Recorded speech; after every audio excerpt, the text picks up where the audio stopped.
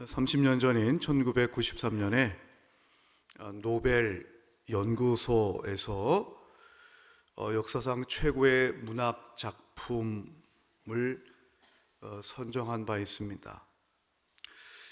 영국의 대문호 셰익스피어를 제치고 러시아의 대문호 도스토예프스키와 톨스토이를 제치고 그 연구소가 선정했던 최고의 문학 작품은 돈키호테라고 하는 작품입니다. 16세기 스페인의 작가인 세르반테스가 쓴 작품이죠. 2002년에도 세계 최고의 유명 작가 100명이 선정한 100개의 인류 역사상 최고의 문학 작품 100개를 선정했는데 그때도 이제 1등을 했다고 합니다. 제가 이제 문학의 문외한이니 왜 그랬는지는 잘 모르겠지만 돈키호테라고 하는 이 소설 사실은 읽어본 사람이 많지는 않지만 그냥 이런 돈키호테라는 이름을 많이 들었고, 돈키호테 하면 불의를 보지 못하고 싸우는 사람, 이런 적극적이고 그리고 진취적이고 모험적인 사람을 얘기할 때 쓰는 말이기도 합니다. 사실 이 돈키호테라고 하는 소설에 등장하는 주인공 이름은 알폰소 키아노이지만 그는 꿈이 있었습니다. 내가 한번 진짜 기사가 돼봐야지. 그래서 중세 기사에 관한 여러 소설들을 다 모으고 읽고, 그래서 마침내 그는 이름까지도 바꾸었습니다. 돈키호테라는 이름으로 바꾸어서 내가 진짜 기사가 뭔지 보여줄 거야. 그러면서 이제 여행도 떠납니다. 여러분들이 아시는 것처럼 그 돈키호테는 사람들로부터 미쳤다라는 반응을 듣죠. 사실 요즘 청년들이 하는 말로 좀 돈키호테는 똘끼가 있는 사람이었습니다. 좀 미친 듯 보였습니다. 하지만 그는 정말 기사다운 기사가 되고 싶었습니다. 그래서 미망인이 된 여인을 보거나 가난하고 어린아이들을 보면 긍휼을 베풀고 불의 앞에서는 타협할 줄 모르고, 그리고 순결한 사랑을, 한 여인만을 사랑하는 참 순전한 사랑을 꿈꾸었던 사람이었습니다. 그러나 세상은 그를 미쳤다라고 이야기를 하였습니다. 그의 묘비명에는 이렇게 쓰여져 있다고 하죠. 미친 사람으로 살다 제정신으로 죽은 사람. 그렇게 묘비명에 써 있답니다. 여러분, 미쳐야 미친다 라는 말이 있습니다. 불광불국. 정말 뭔가에 미치고 몰입해야 내가 원하는 것에 도달할 수 있다. 아마 그런 뜻으로 알고 있습니다. 오늘 종교개혁 506주년인데요. 종교개혁이 뭘까요, 여러분? 돈키호테처럼 내가 진짜 그리스도인이 뭔지 보여주고, 내가 정말로 교회가 뭔지, 진짜 교회가 뭔지 보여주고 싶었던 사람들이 신앙의 본질을 목숨 걸고 지켰던 게 종교개혁입니다. 사람들은 미쳤다라고 했습니다. 하지만 그들은 오직 성경, 오직 은혜, 오직 믿음, 오직 예수 그리스도, 오직 하나님께 영광, 이 5가지 성경의 핵심적인 원리들을 주장하고, 그리고 그것을 붙들고 살아갈 때 진짜 교회지, 그리고 진짜 성도지, 그것을 부르짖었습니다. 목숨을 아끼지 않을 만큼.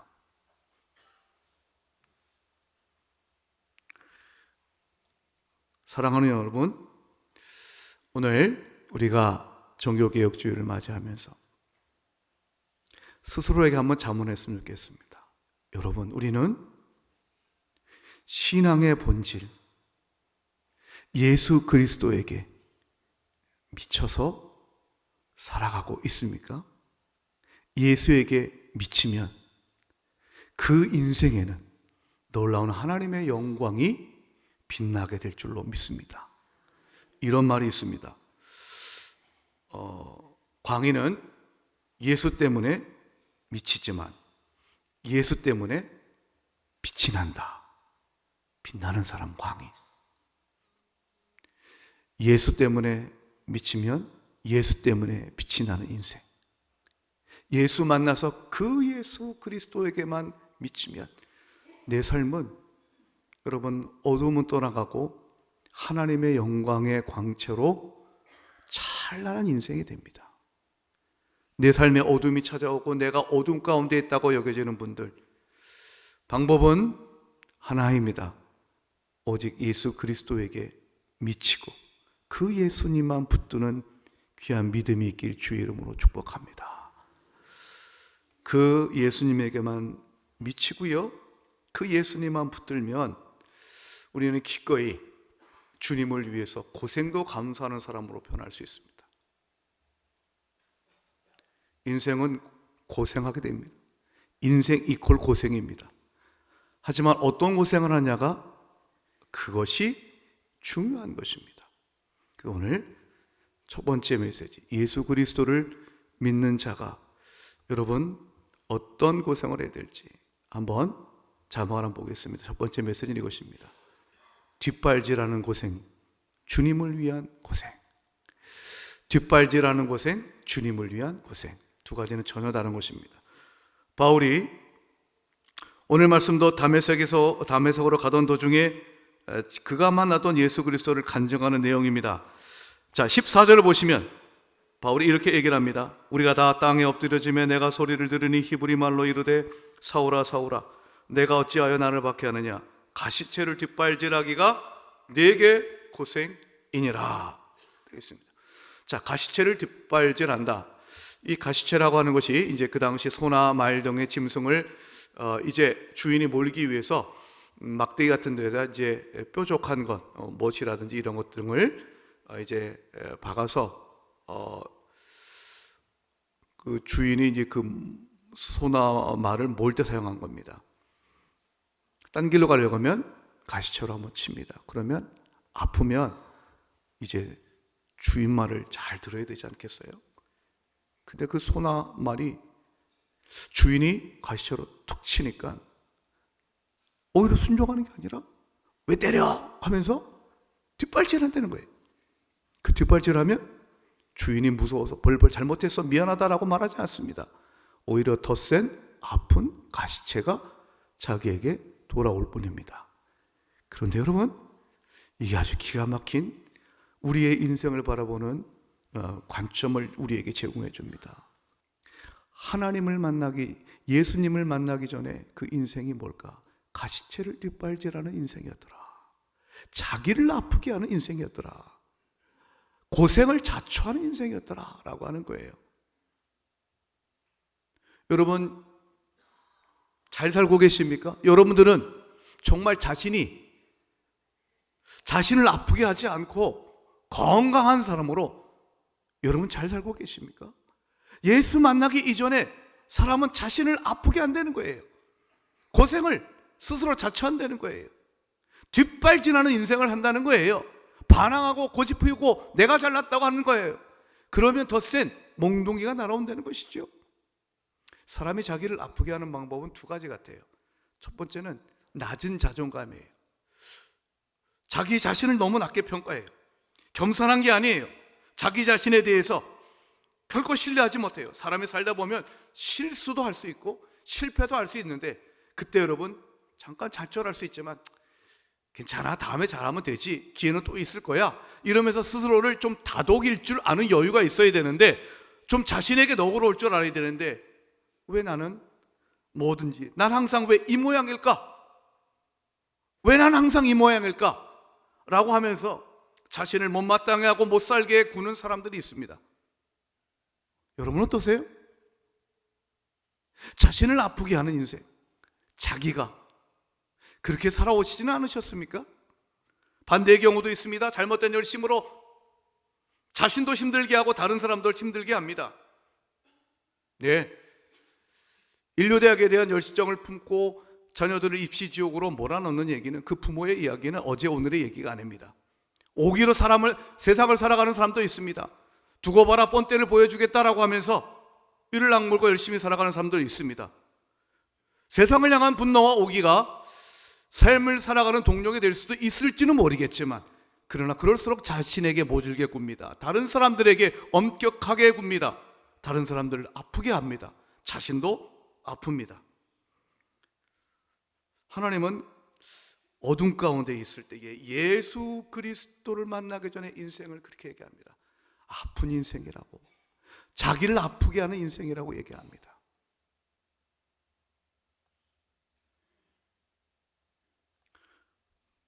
그러면 어떻게 하면 안 아플까요? 아픈 거 참 싫어요.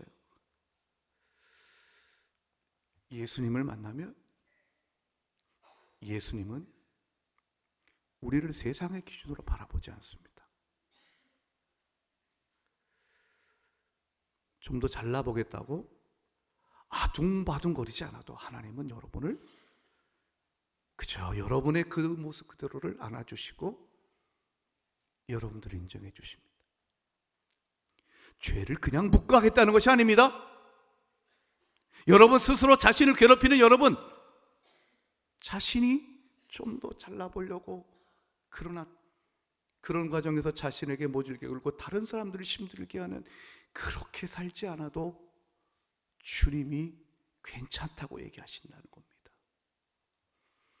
주님은 내 모습 내 그대로를 받아주시기 때문에 열등의식을 가질 이유가 없고요, 괜히 허세 부를 필요도 없고요, 허풍 떨 이유도 없습니다. 위선도 사라집니다. 바울은 예수 믿기 전에 얼마나 자랑할 게 많은 사람이었습니까? 본인 스스로 말하잖아요. 나는 이스라엘 사람이다, 택함받은 민족이라는 것입니다. 그리고 그 히브리인 중에 히브리인이라고 그랬어요. 다 같은 한국 사람이 아니라 난 한국 사람 중에서도 진짜 베개라는 얘기입니다. 자신은 그런 자부심이 있었습니다. 또한 바울은요, 대학자 가말리엘 문화생이라고 했습니다. 잘 배운 사람? 네, 똑똑한 사람이었습니다. 그리고 그는 율법을, 바리새파의 엄한 율법의 교훈을 배웠고 율법의 의로는 흠이 없는 자다라고 그렇게 스스로 얘기할 만큼 그는 잘난 사람이었습니다. 하지만 하나님 보시기에 그의 인생은 가시채를 뒷발질하는 인생, 스스로 아프게 하는 인생이었다는 것이죠. 그러나 주님을 만나고 그는 그런 모든 무거운 짐을 내려놓고 주님 안에서 치유가 됩니다. 오늘 이 시간 예배한 여러분들,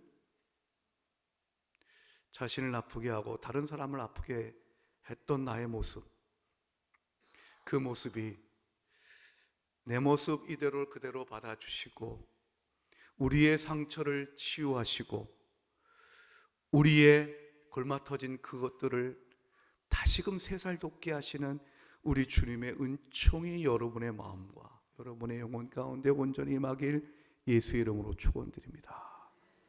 그 예수님을 만나니 내 마음 가운데 어떤 마음이 생기는가 하면요, 이제 주님을 위해서 살아보고 싶은 마음이 생겨요. 예수님은 바울을 정말 세상 속에서 그렇게 잘 살아보겠다라고 아둥바둥거렸던 그 바울을 부르셨을 때에 그 바울을 두 가지가 되게 하겠다 그랬어요. 그 가운데 하나가 종이었어요. 종. 16절 보면 종과 증인이 되게 하겠다 그랬어요. 여기서 종은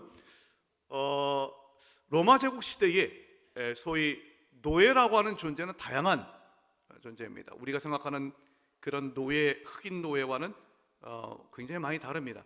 그런데 여기서 말하는 우리 예수님이 정말 그 바울, 가시채를 뒷발질하며 자기를 아프게 했던 그 인생을 살았던 바울을 하나님께서 주님이 불러주셨는데 그 바울을 뭘로 삼았냐면 종이 되게 하셨다고 그랬어요. 그때 종은 휘페레테스라고 하는 단어입니다. 휘페레테스는요, 다음 사진을 보면 쉽게 이해하실 수 있어요. 사진을 보시면 맨 앞에 아주 참 멋진 근육질의 사람이 있죠. 누구 같으세요?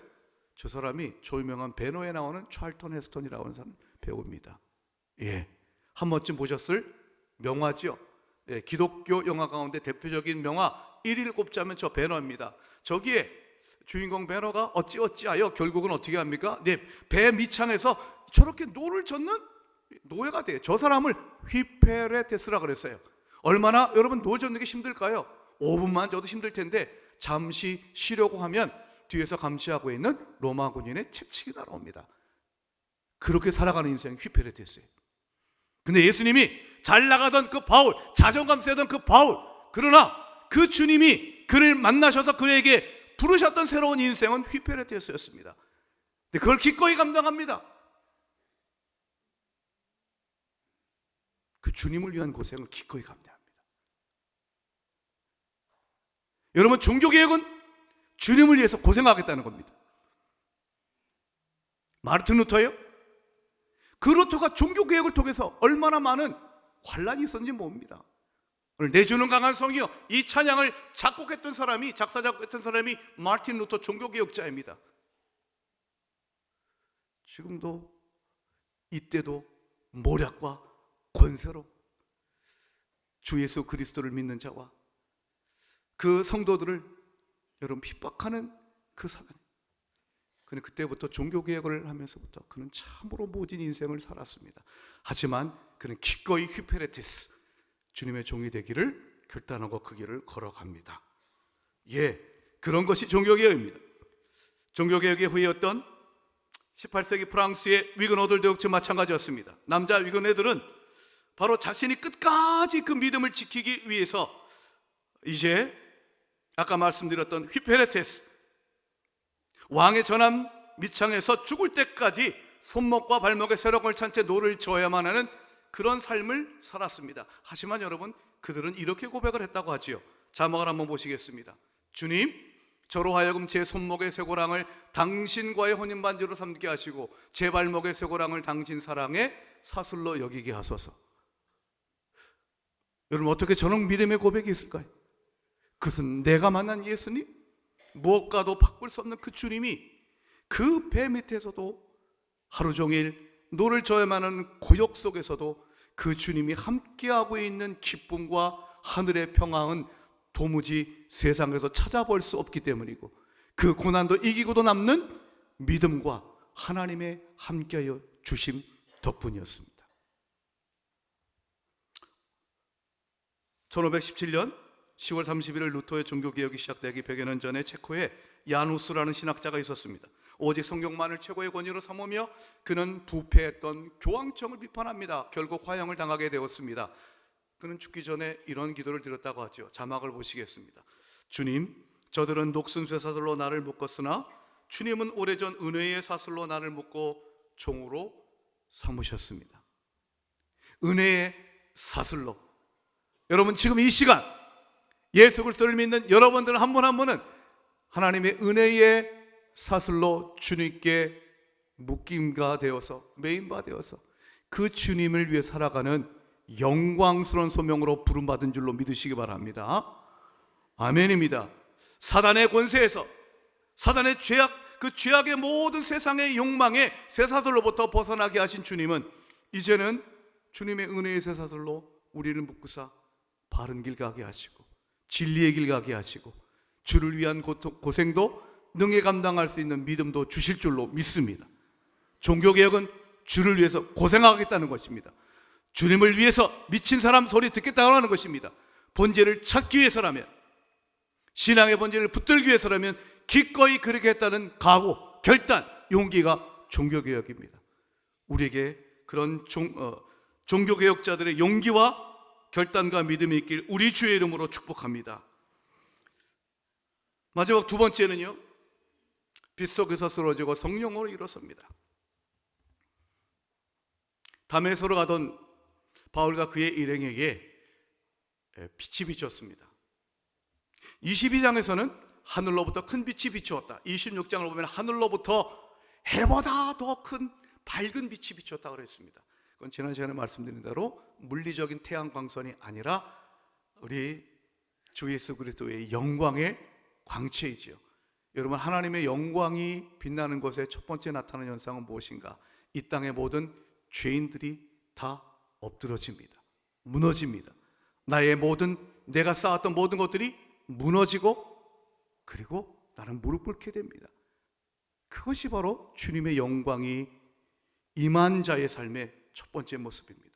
오늘 시간 예배 드리는 여러분들, 하나님의 영광이 이곳에 충만하다고 믿으신다면 우리는 비록 의자에 앉아서 예배를 드려도 내 마음은 왕 되신 주님 앞에 무릎을 꿇고 내 삶의 모든 것들, 나를 지탱하던 모든 것들이 무너지고 오직 주님을 바라보는 겸허한 심령으로 주님을 바라봐야 될 줄로 믿습니다. 캐나다에 가서 레너드 코헨이 이런 말을 했다고 하죠. 모든 것에 금이 간다. 그것이 빛이 들어오는 방법이라고 했습니다. 빛이 들어오기 위해서는 금이 가야 합니다. 깨져야 합니다. 부서져야 그 갈라진 균열을 통해서 옵니다. 예수께서 세례를 받으실 때 하늘이 갈라지고 그 하늘에 균열이 생기고 그 하늘이 열리고 그래 그때서야 비로소 성령이 비둘기같이 임하셨고 하늘에 음성이 들렸습니다. 우리 인생에 단단한 뭔가가 부서지고 깨질 때 그 고난을 통해서 하나님의 빛이 들어옵니다. 제가 지난주에 안경점에 갔어요. 안경테가 부러졌네요. 그래서 안경테만 새 걸로 좀 바꾸고 가려고 안경점에 들어갔는데, 안경테를 그러고 났는데 직원이 한번 자기네 안경점에 좋은 기회가 있으니까 한번 시력 검사를 한번 해보시자고. 그냥 저 앞에 1, 2, 3, 4 이거 부르는 거 말고요. 그래서 최근 또 올해 들어서 눈이 또 많이 침침하고 그래가지고 책 볼 때도 좀 많이 힘들었는데, 그래서 마침 잘 됐다 그래서 한번 제가 기꺼이 응했습니다. 그래서 눈 검사 이렇게 해보더니 제 안경 아래 도수가 잘 안 맞는다고 하는 거예요. 그렇구나. 그래가지고 그분이 새롭게 검사를 해가지고 제 지금 눈에 맞는 도수의 안경알을 한번 이렇게 추천을 해준 거예요. 잘 보이더라고요.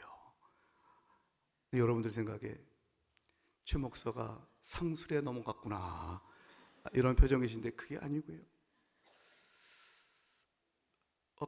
지금 안경 쓰니까 정말로 잘 보이는 거예요. 그러면서 제가 안경점에 나와서 그런 생각이 좀 들었습니다.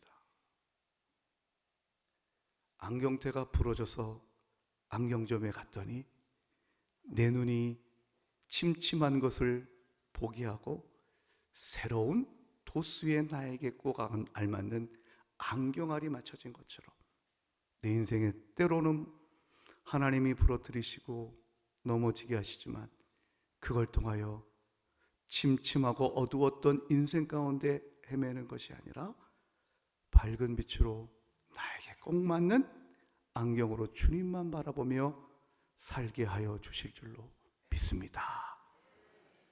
꿈보다 해몽이 좋죠. 그렇게 쓰러진 바울에게 주님의 음성이 들렸습니다.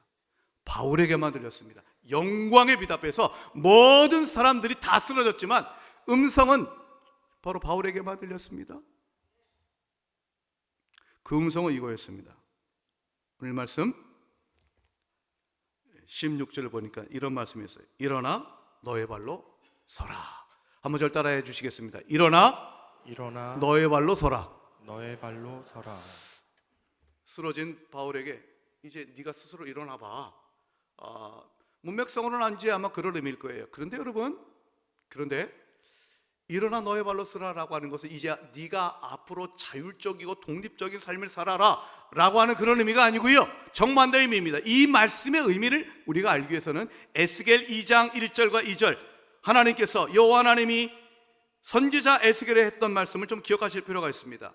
그가 내게 이르시되, 하나님이 에스겔에게 이르렀습니다. 인자야는 지금 에스겔에 가시는 말씀이에요. 네 발로 일어서라. 똑같죠? 네 발로 일어서라. 내가 네게 말하리라 하시며 하나님이 말씀하실 테니 일어서라고 하는 거예요. 자, 그때 성경은 뭐라고 하냐면 에스겔이 일어섰다, 자기 발로 일어섰다고 하지 않습니다. 그가 내게 말씀하실 때에 그 영이, 성령이 에스겔에게 임하사 에스겔을 일으켜 그의 발로 세우셨다. 여러분, 하나님의 영광의 빛 가운데에서는 어느 누구도 인간은 자신의 힘으로 설 수가 없습니다. 어떻게 감히 거룩하신 하나님의 영광의 빛인데 그가 얼굴을 들고 그리고 그가 자신의 발로 설 수 있겠습니까? 하나님의 영광의 빛 안에서는 오직 성령께서만 우리의 발을 힘을 주시고 일으켜 세워 주시는 줄로 믿습니다. 그렇습니다. 빛 가운데로 걸어가기를 원하지만, 빛을 따라가기를 원하지만 나는 왜 자꾸만 쓰러질까요? 내가 인간적으로 서기를 원해서 그렇습니다. 종교개혁이 무엇입니까? 자신의 인간적인 발로 서려고 했던 모든 인간의 의의를 다 거부하고 오직 예수 그리스도의 의로 서야만 한다라고 하는 그 가르침이, 그 진리가 바로 종교개혁의 외침이었습니다. 예수 그리스도를 만난 자, 성령의 능력으로, 오직 성령의 능력으로만 하나님의 영광의 빛 가운데 서서 뚜벅뚜벅 걸어가게 될 줄로 믿습니다. 여러분은, 우리는 그런 부르심으로 우리에게 부르심을 받은 존재들입니다. 성령에 의해서 일어난 자는요, 자기 마음대로 살지 않습니다. 예수님께서 바울에게 네 발로 일어나라, 성령을 부어주셔서 그의 발로 일어서게 한 다음에 장차 그가 어떻게 살아가야 할지로 이렇게 말씀하셨죠. 내가 네가 나를 본 것과 내가 네게 나타난, 장차 네게 나타날 것을 세상에 전하는 종과 증인이 될지어다. 종은 아까 휘페레테스에 대해서 말씀드렸어요. 증인에 대해서 말씀드립니다. 증인은 보고 들은 것이 있는 사람입니다. 예수의 증인으로 산다는 것은 예수 그리스도께서 내게 나타나셨고 그 주님을 본 사람입니다. 누가 전도합니까? 예수를 본 사람입니다. 예수를 보면 그 예수님을 전할 수밖에 없어요. 왜 예수를 전하지 않을까요? 본 게 없기 때문입니다. 왜 말하지 않을까요? 들은 게 없기 때문입니다. 사랑하는 여러분, 종교개혁이 뭘까요? 하늘의 음성을 듣고 주 예수 그리스도만 이제 성경을 통하여 떨어지 바라보며 그 주님만을 바라보며 살겠다라고 하는 진리 외침입니다. 오늘 여러분들, 사람은 누구나 증인으로 산다고 하는 것을 기억하실 필요가 있습니다. 사람은요, 보고 들은 대로 살아갑니다. 자기가 믿는 바 그대로 살아가지요. 돈이 최고라고 믿는 사람은 돈의 증인으로 살아갑니다. 하지만 예수 만나면, 예수를 보면, 예수님이 내 삶에 나타나신 것을 내가 영적으로 인지하고 바라보면 예수의 증인으로 살아갈 수밖에 없습니다. 예수님이 오늘도 이 시대에도 말씀으로 여러분에게 보이시고 삶의 사건을 통해 여러분에게 나타나실 줄로 믿습니다. 여러분의 삶의 모든 일들, 아파도 고난이 와도 좋은 일이 생겨도 범사에 그를 인정하며 믿음으로 그분을 바라볼 때 주께서 광명한 빛 가운데 나를 인도하심을 보게 될 줄로 믿습니다. 범사의 주를 인정하십시다. 사랑하는 여러분, 우리는요, 인간의 교훈과 이념을 전하는 사람들이 아닙니다. 기독교는 계시의 종교예요. 하늘에 하나님이 우리에게 보여주신 것을 보고 하늘에 하나님이 들려주신 것을 듣고 그것이 살아계신 하나님 믿고 그 길을 걸어가는 거예요. 바울이 이 간증을 하고 나자 그 자리에 있었던 베스도가 뭐라고 말하냐면, 바울아 네가 미쳤도다. 너의 많은 학문이 너를 미치게 했다고 그랬습니다. 바울이 너무 많이 공부해가지고 제가 좀 획가닥했다라고 베스도는 그렇게 얘기했어요. 그런데 여러분, 바울이 왜 미쳤습니까? 예수에게 미쳤습니까? 예수님이 나타나 보이셨기 때문입니다. 그는 학문을 공부해서 세상의 지식으로 자기가 연구해서 주님을 믿게 된 것이 아니었습니다. 주님이 나타나 주셨기 때문입니다. 찾아와 주셨기 때문입니다. 하늘에서 보이신 것이 있기 때문에 그는 그 보이신 것을 전하는 것입니다. 우리는 하나님이 보여주신 것, 하나님의 음성을 들은 것, 그거를 증거하며 살아가는 사람입니다. 오늘 여러분들, 여러분의 삶에 주님께서 여러분들과 함께 하심을 꼭 보셨으면 좋겠습니다. 지금도 여러분 그렇게 한번 기도하셨으면 좋겠습니다. 하나님 말씀으로 나에게 보여주시옵소서. 내가 갈 길을 보게 하여 주시옵소서. 내가 순종하며 따라가겠나이다. 그리고 내가 보고 들은 것을 주님이 나에게 보여주시고 주님이 나에게 들려주신 것을 나는 증거하며 살겠습니다. 그렇게 고백한 여러분 되기를 축복합니다. 설교를 마무리하며 종교개혁의 한 사람이었던 존 녹스를 대해 소개해드립니다. 16세기 스코틀랜드의 종교개혁자였습니다. 사실 우리 교회가 장로교회이지 않습니까? 우리가 장로교회인데 장로교회 신학적인 것을 마련하신 분은 이제 그 칼빈 혹은 깔뱅이라고 부르는 분이지만 장로교회 교회가 어떻게 운영이 되어야 될지를 그 기틀을 놓았던 분은 사실 존 녹스입니다. 그래서 한국 교회의 장로교의 모습은 그 원리를 따지고 들어가면 스코틀랜드 장로교 존 녹스의 공이 지대합니다. 그분이 당시 타락한 카톨릭에 맞서 성경적 신앙을 외치다 아까 말씀드렸던 배의 노를 젓는 휘페르테스가 됩니다. 19개월 동안이었습니다. 온갖 회의와 협박과 박해가 있었지만 흔들리지 않고 믿음을 지킵니다. 그래서 스코틀랜드를 카톨릭 국가로 만들려고 했던 당시 피해 여왕이라고 불리는 잔혹한 메리 여왕이 이런 말을 했습니다. 나는 100만 대군보다 한 사람 존 녹스가 두렵다. 왜냐하면 그는 예수에 미쳤기 때문이고 기도하는 사람이었기 때문입니다.